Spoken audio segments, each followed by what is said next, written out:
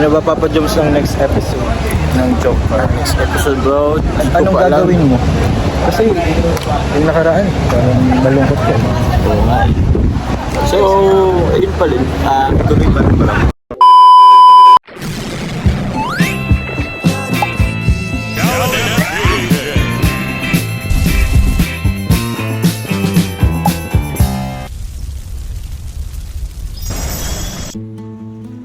So hello po sa inyo mga kalingap. So for today's vlog po, may papanood ako sa inyo guys. Itong papanood ko sa inyo guys sa video is kahapon lang po ito nangyari. Very quick interview lang po mga kalingap kay Papa Joms, kung saan ano daw po yung mga gagawin niya sa susunod pong episode ng Jomcar mga kalingap. May pag-asa pa ba si Papa Joms sa susunod na episode? Yun.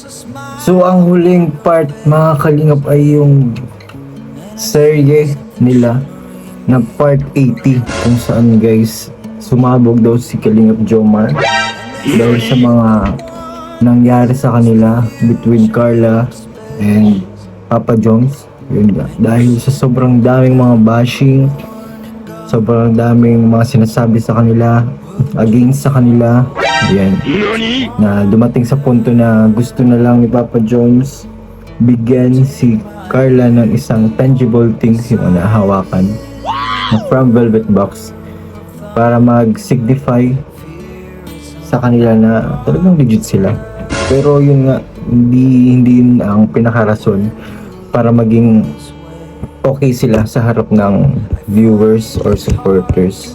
Ay, supporters ba yung mga kalingap? Comment ka kayo kung supporters ba yung nagbabash sila nagbabash sa kanila. Kasi kapag supporters, they are legit, they are solid. Pero kung bashers ay hindi po yun legit eh. Yung mga bashers po rin, kasi ang dami po nilang nasasabi behind them na hindi naman po mahalaga or hindi naman importante.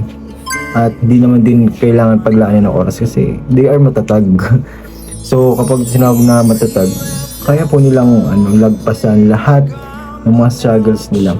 So ito guys, 7 days ago nangyari ang part 80, kung saan nangyari sa Tarum, sa bahay po nila Carla mga kalingap. So ito, tama to guys na basehan sa susunod na part nila na part 81 guys. Kayo mga kalingap, ano ba yung insights nyo? Ano yung naisip nyo na mangyayari sa part 81? Kasi dito sinabi ni Papa Joms sa quick interview ko sa kanya na hindi siya susuko kasi malayo na. Ibig sabihin, ang layo na natahak nila ang layo na natahak nila sa kanilang serye, sa kanilang samahan. Doon pa ba sila susuko? Kung kailan nasa kalagitnaan na sila, malayo na, kung saan nagkaroon na ng matatag na samahan, Jomcar matatag, kung saan nagkaroon ng sweetness, ng love, ng caring, nakilala nila yung isa't isa, naunawa nila yung isa't isa. Doon pa ba sila guys susuko nang dahil sa bashers? Siyempre hindi mga kalingap. Hindi yun mangyayari. Kaya nga po, sa susunod na part 81, ito yung gustong gawin ni Papa Joms guys. So ito po mga kalingap si Papa Joms. So sa mga gusto na po at na-excite na po sa next episode po ng Jomcar mga kalingap. So ano ba Papa Joms ng next episode ng Jomcar? Next episode bro. Anong gagawin mo? Kasi yung nakaraan, parang malungkot ka. Oo nga. So, ayun pa rin. Tuloy pa rin pala. Hindi tayo nawalan ng pag-asa bro. Tuloy pa rin. Pero trip pa din yung ano ba yung sinimulan mo? Oo naman bro, ang layo na ang layo na. Yan pa ba susuko bro?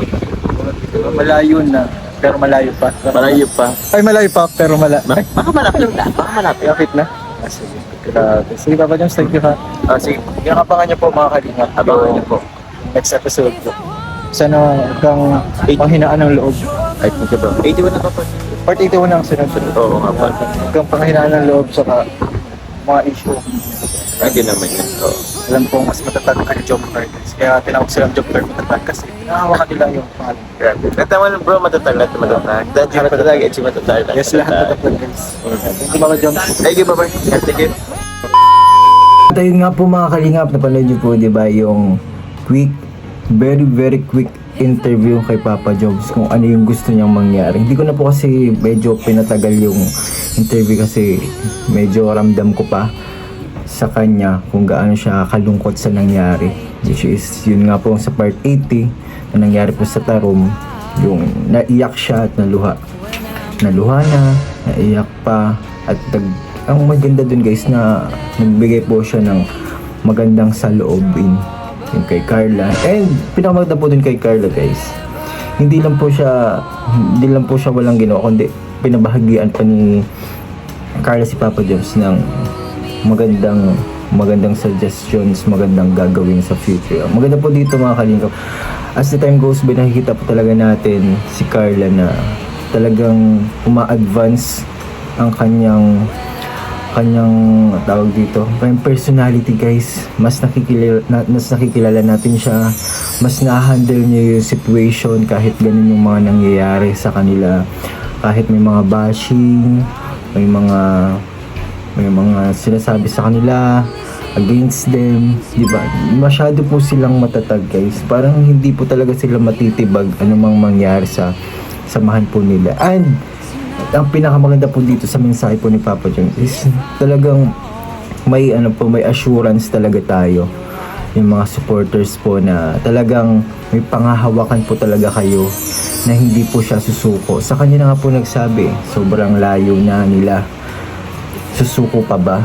Diba? Sobrang dami na nilang natahak na struggles, trials, yan, beautiful moments nilang dalawa, diba? Hindi nila yun gagawing dahilan yung mga bashing or mga sinasabi sa kanila para mawala guys ang Jomcar. Ibig sabihin po talaga, ganun po nila kamahal ang isa't isa. Hindi lang po syempre sa kanilang dalawa, kundi syempre sa supporters din po, di ba?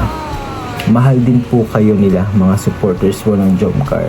And habang lumalawak ang supporters po ng Jomcar, is talagang parami talaga ang nakakakilala sa kanila, sumusuporta sa kanila, and syempre may mga sa population na humahanga sa kanila at nagsusuporta sa kanila, syempre meron diyang maliit na porsyento talaga na may masasabi talaga sa kanila. Kahit gawin nila yung pinaka-okay, pinaka-best, di ba? Bestest na po eh. Pinaka-best sa best. Ayan, may masasabi talaga po sa kanila. And yun nga po, sabi ko nga po, hindi natin sila may please. Hindi po natin sila ma-please mga kalingap. Mahirap po talaga. And yun nga, sabi nga po dun, gagawin na lang talaga kung ano ba yung pinaka magandang gawin sa next part, which is talagang ipaglalaban pa talaga. Paglalaban talaga yung Papa Jones ang kanilang samahan, which is nakakatuwa. Binibigyan niya tayo ng lakas ng loob, lalong-lalo na sa mga supporters po ng Jomcar na nalungkot. Ito po guys, ang panoorin niyo po. Sinabi niya kung ano talagang yung sa loobin niya, yung gusto niyang gawin, kahit ganun yung impact sa kanya nung part 80. Malay niyo guys, part 81, ano po ba yung insights niyo guys ulit? Ano po ba yung dapat pang gawin ni Papa Joms sa part 81 para mas maging banayad yung episode po ng part 81 mga kalingap. So, ayun.